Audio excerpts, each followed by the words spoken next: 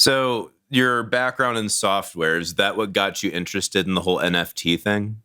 Sort of. It definitely made me understand it conceptually a little more. I mean, I still don't understand blockchain technology. I don't think anyone really Yeah, does. Some sort of it's some weird black, like dark art, black magic. it kind of is as part of the beauty of it, but it's like trying to explain how the internet works to Yeah, someone. yeah, it's extremely abstract. Um, Yes. no, the main thing that drew me to NFT, not that I'm like an NFT enthusiast, I have like a passing interest in it. Yeah, I always used to like collect cards and stuff when I was younger, like Magic the Gathering, Pokemon, Yu-Gi-Oh, like fucking years ago. Um, and the whole like NFT thing just sort of like appealed to me. It sort of like tapped into that little kid in me that liked collectibles. I sort of approached it from that angle, which is maybe a bit Okay. different to a lot of the angle that a lot of people approach it from. But I So just like the less idea of like sort of like these limited collections of finite things that are available, and they fluctuate in value. It was just like trading cards to me, basically. less the software side and more the general technology of it, the trading stuff. Yeah, and I could definitely see the potential in it. It's just a shame that it's become what it has been, what it has become. Um, yeah, I mean, I haven't to be honest, I haven't thought about NFTs in months. I mean, there was that whole they were pretty like hyped up, weren't they? Like earlier in the year. I feel like that's all sort of Yeah. simmered And down though. I then mean, they're definitely not dead. I mean, there's still like a very avid community there. It's just not in the public eye anymore. well, the market crash took a massive toll on crypto, and I think Hmm. crypto is now somewhat leveled out. But um, NFTs were the first to go because they were the newest, they were the most speculative of Yeah. all of them, and that's fundamentally what the problem is with crypto right now is just the speculation. Um, even if if you want like NFTs to work the way you would want them to, they need to exit speculation first. You Yeah. know, Yeah. They stop. need to come a long way before they become mm, practical, I guess is the best word to use. Yeah. I Stop mean, using them to launder drug money. You know, fucking. yeah, I mean, like, to be honest, a lot of the arguments people were using against NFTs weren't moot. I mean, I agree that NFTs aren't, in their current state, aren't good, but not for the reasons that a lot of people use. I mean, the fact that the money laundering thing, you can launder money with anything, not just so if it exists, you can launder money with it. Um, and the whole like, print screen JPEG thing, I know it's a bit of a meme, but like I said with the whole collectible thing, I think if you view them from that sort of lens, the whole sort of like, oh, I bought an NFT and now I own the property. Don't know. I never really thought about it like that. I don't think a lot of people do who are in the NFT space. That's I don't know. That seems like a bit of like an outside, cynical kind of perspective on it. I think people who buy an NFT and now are like, oh, I know I fucking own this piece of artwork. I know these are probably people who are, just not really into the space. They're just sort of like dabbling in it and are not too clever, I guess. It's partly that I think there some of them get sucked in by the collectible idea, like you were saying. Hmm. But I think fundamentally, there's just a whole bunch of NFTs that are just absolute garbage. Just Yeah. like Especially in like the guitar and metal space, like yes, holy moly! exactly, And did you yeah, see the Ozzy Osbourne one? That was just so bad. the most blatant cash grab in. Oh, And trying to see any of the old guitar space people try and go into NFTs just so strongly demonstrates they have no fucking idea yeah. what they're dealing. Because It- it- I don't think they're just trying to just do a cash grab. I think they were told like this is the new hip place to yeah, be, and this yeah, is how to stay definitely. Yeah. relevant, and they had no idea what the fuck to do with it because they didn't understand it. And frankly, Yeah. like, it's such an emerging technology that like to really be creative and useful with it, you actually have to put work into it, and they didn't put any fucking work into it. Yeah. Did you see KDH's video on the Steve Vai NFT that didn't sell? Yes. Like, that's a perfect example of what you just said. Like his PR team were just like, "Oh, there's this hip new technology called NFTs. Why don't you make one?" It's like, "Yeah, sure, just do it, whatever." And that's the thing, like with the NFTs is trying to distinguish between the genuine like good projects and the ones that are just there to just make a quick buck. And it's not easy. And this is how people get scammed. It's just too difficult to tell projects apart. I mean, the one project that I always that sort of got me into this stuff was the Avenged Sevenfold one. I think that's a really cool project. I still have a couple of them. What do you like about that? That makes me very curious because, like, okay, you buy the NFT, you're a part of their secret special club, their super duper club. All right. So then what do you get for that? I can't remember. It's fucking. I haven't been on the Discord in ages. But like, so what it is, it's like a finite set of 10,000 bats, all with a different design and shit, whatever. I mean, some people are just into like the aesthetics of it, but that's not really what interests me. It was like the perks that are attached to it. It's like the first sort of project from a band that I've seen that actually has like a tangible rewards tied to it.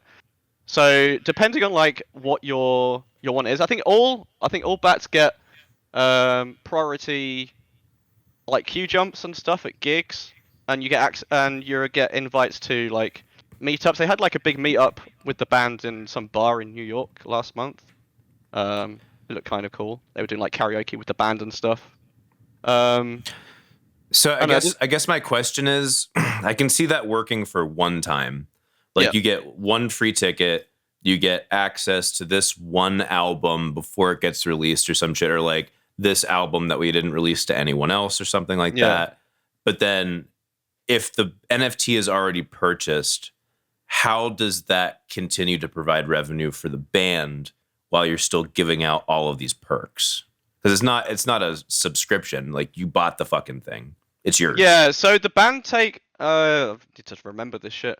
So every time an NFT is traded, bought or sold, the band take like a, I don't know, 5% cut of the Ethereum that was traded. So they continue to make like small revenue from it. But why the fuck would you sell it? Why would you sell your NFT?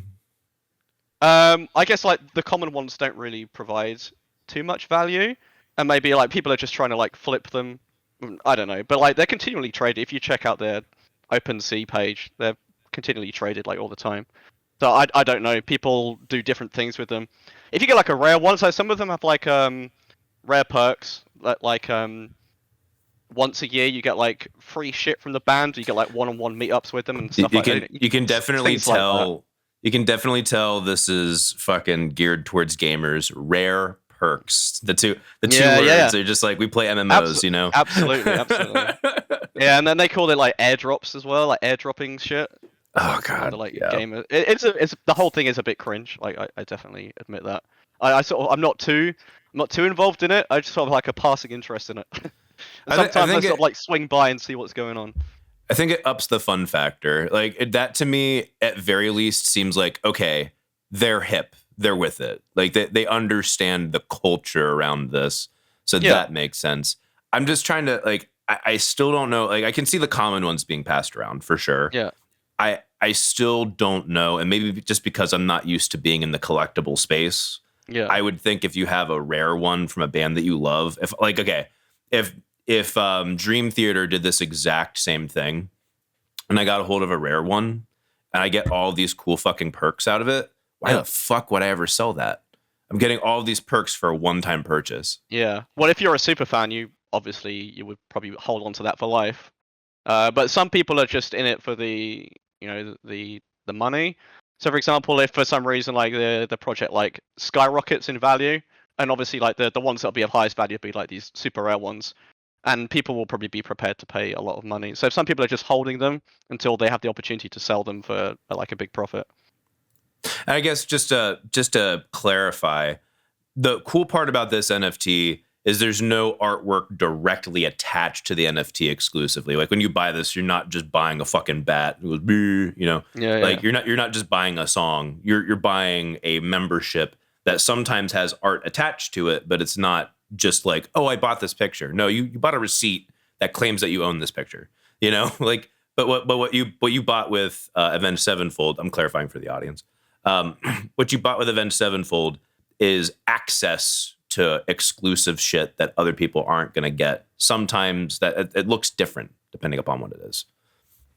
Yeah, I mean, props to the band. It was a super ballsy move. I mean, Totally, yeah. They completely like divided their fan base over it, and I totally understand. Like, I would be pissed.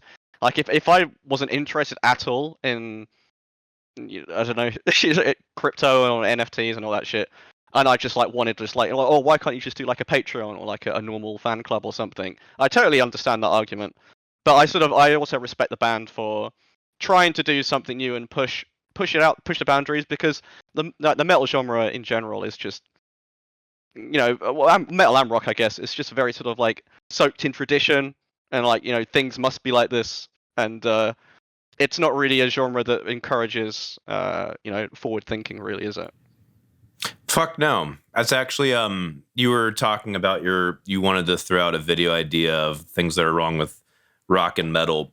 Yeah. Ed Finn is going to be releasing his video on that soon, and sorry, I saw him post about it on Twitter, and I was like, okay, I'm stealing that video idea. Like, I told him to his face, like, hey, I'm stealing this. but yeah, we already have our own things with that. Actually, by the time this podcast is released, mine will have already been out, and it's basically promoting the stuff that I want to fucking explore in this podcast. Honestly, it's like his is definitely going to be more towards the business side and the culture side, which is fine. Mine is like the idea of the rock star as a lifestyle needs to die. It needs to fucking die. And if there's the worst part of rock being kept in the past, and why I think the rudiment of why it's so cringy is because they created the rock star, they lost that status to hip hop and pop, and now they want to get it back so bad. They want to be in the spotlight. They want to be the ones that are getting all the adulation. Why? Just so you can feel fucking good about yourself? Just so you can be like, yeah, I am the best. The best at what? The best at getting attention? Who fucking cares? Now is your opportunity to divorce yourself from that. You have been freed from this burden of being a secular fucking hedonist and just chasing satisfaction anywhere it goes. Like, fuck it. Like, actually try to create something of substance now. You have the opportunity to grow. This is not we're dead. This is your opportunity to be a fucking phoenix and completely reform what rock means. Bring it back to, I don't know, some of its fucking roots of authenticity would be a huge help. Instead of trying to put on these airs of, yeah, fucking we're the baddest motherfucker you've ever seen. Fuck you. We're not dumb. We're not stupid. Be honest. Fucking God. It bothers me. And obviously, fucking what doesn't bother me, right? You okay, Mike? I think you might need another drink. Go on. I had one fry short in my fucking Happy Meal, and now I'm just absolutely losing it the rest of the day. Hey, thanks for listening to this podcast clip. This is from a longer podcast of Bradley Hall. You can check that out in the link in the description, and I hope to catch you guys on more of these. See y'all soon.